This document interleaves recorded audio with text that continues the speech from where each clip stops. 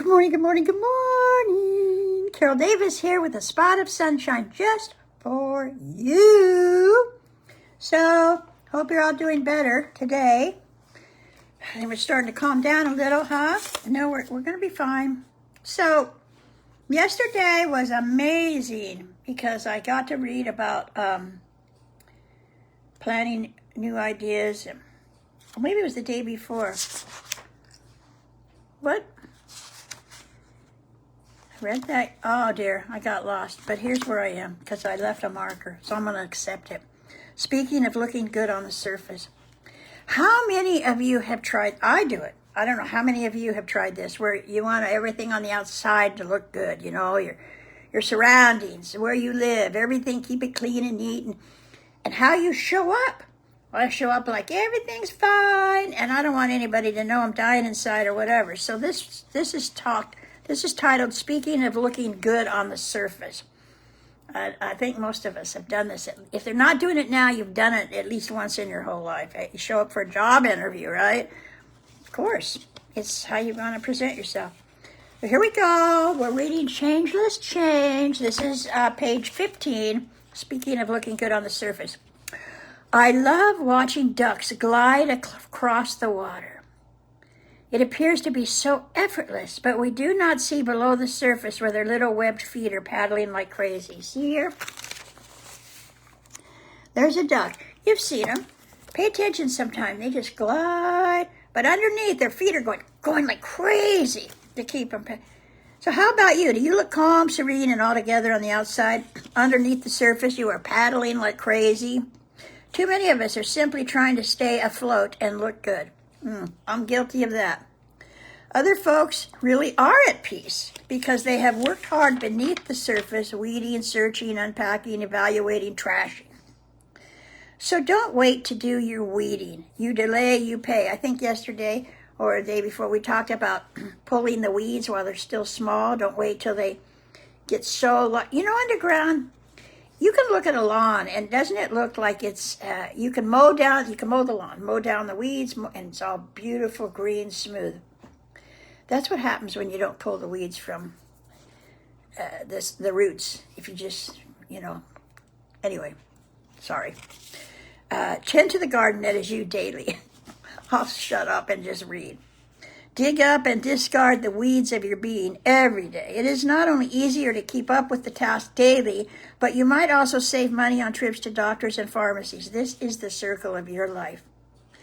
While daily maintenance keeps your weeds from rooting too deeply, there is also a time and a season to not take further action.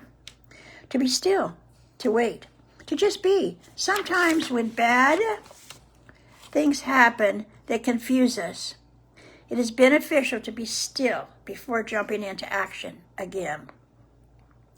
It really is your choice. You choose your actions and reactions to life. Your attitude and perceptions are your choice. Really? Is it always my choice? What about when especially bad things happen? Actually, I choose my reactions and actions no matter what the circumstances. Sometimes I need only change my attitude. Sometimes I need to take action. And sometimes I simply need to wait. Like the other day, what happened in our capital in the United States? It affected everyone. But each of us had our choice. Where I was in charge of my reaction, and so were you. So sometimes, though, we need to wait. And here's a poem about waiting. I don't know if it's good or bad, but it's in the book. Yes, wait. Oh, the poem is titled, Just Be. Yes, wait. Once again, an answer can be found in nature. The sun is always shining. We sometimes need to wait for the clouds or the storm to pass. But eventually, we do see the ever-patient and constant sun, and often a delicious rainbow gift as well. So just be. Just be. Just be in this moment. Just know in this moment. Just be. Just know in this moment all the love, joy, beauty, power, and light in the universe is in you in this moment. Just be.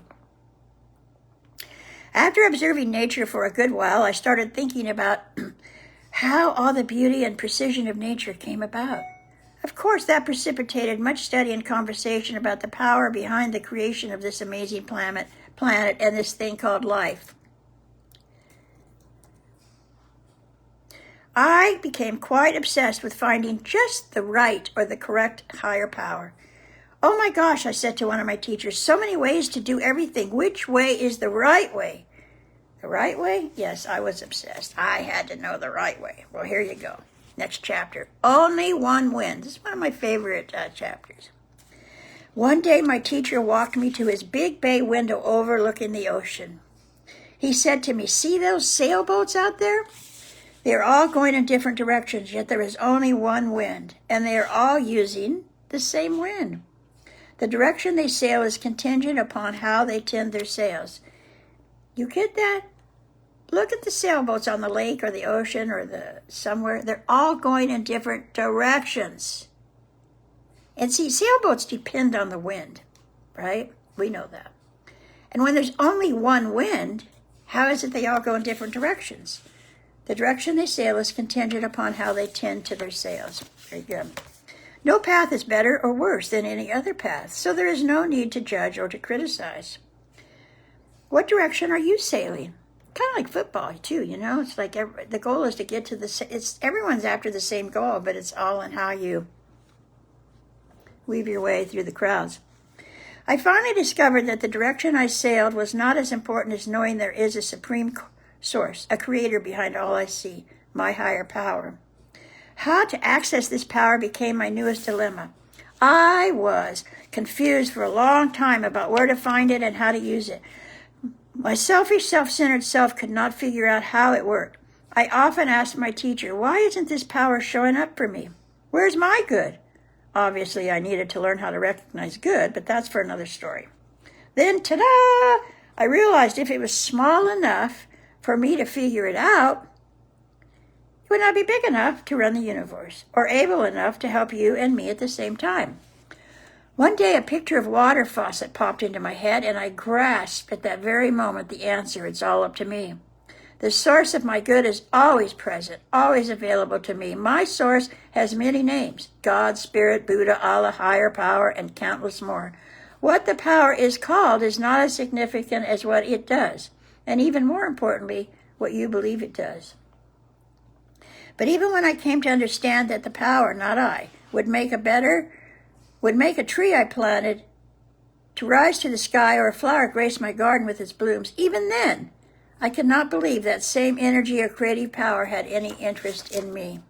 So, today's Friday. So that's it for the weekend. We'll be back on Tuesday with Turn on the Faucet. I can hardly wait. Turn on the Faucet Tuesday. Meanwhile, have a beautiful day, great weekend, and thanks for tuning in. I'll see you next week. Bye-bye.